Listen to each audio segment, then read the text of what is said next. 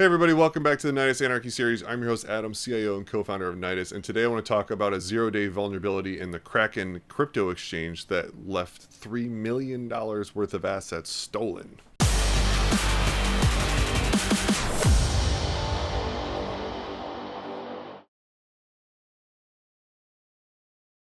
So a unnamed security group found a 0-day vulnerability in Kraken's user interface and found out that they were able to artificially inflate the amount of funds that they deposited into their account before they actually cleared. And with that, they were able to basically show that they had $3 million worth of assets. So what they would do is say, hey, I'm going to deposit $4, and that would work. Then they'd say, hey, I'm going to deposit $1 million.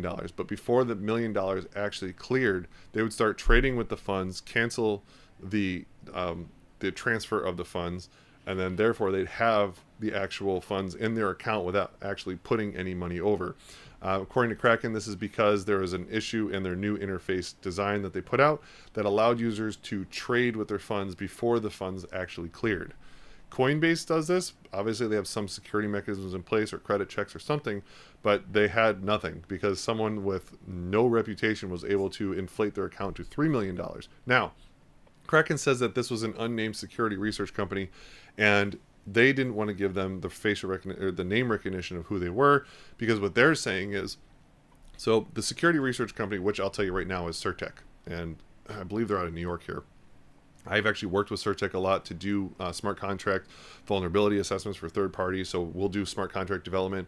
Our clients then take those smart contracts and they've gone to CertiK to do pen testing and remote code vulnerability checks and all that kind of fun stuff on the smart contracts to validate that the code we write is legit as a third-party audit. We've passed all of them, by the way. But so we're familiar with CertiK. They do know their stuff. We do know a few people there, which is interesting. So I'm really curious to see what really happened. So here's what the story is saying. And I do not have any direct quotes from CertiK or Kraken. This is just from what I'm reading online. So Kraken says that they have a bug bounty program out there saying, hey, if you find any bugs, we'll reward you, just follow these certain steps. So CertiK said, hey, we found a bug.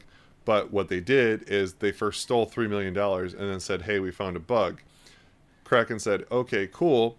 Show us the exploit and return all the money, and then we'll, award you the bug bounty. CertiK then said, again, this is according to them, CertiK then said, no, we're not going to return the funds until you pay us a certain amount of money, and you got to talk to our business development team. So it got very political, and then Kraken immediately said, this isn't a white hat hacking program, this is extortion. And then they called this criminal activity, and then they started bringing I don't know if it's the FBI or not, but they brought in criminal investigators and they said they're going to press charges. So now there's this whole thing between Kraken and CertiK. I'm not sure what happened because as of to date, CertiK has returned like 2.99 million. They said not full 3 due to fees and something else. So therefore the money has been returned. So I'm not sure if charges have been dropped, but there's obviously some crazy drama going on between Kraken and the CertiK security research group in finding this vulnerability. It's pretty interesting to see, one, that no one else has figured this out. They said no client funds have been touched. Only Kraken's vault has been damaged by the money that's been taken out, but they got back. So I don't know. Apparently they fixed this thing, but there's definitely bad blood between CertiK and Kraken. And honestly, that really makes me wonder about CertiK. Like I said, we've used them a lot for third-party audits.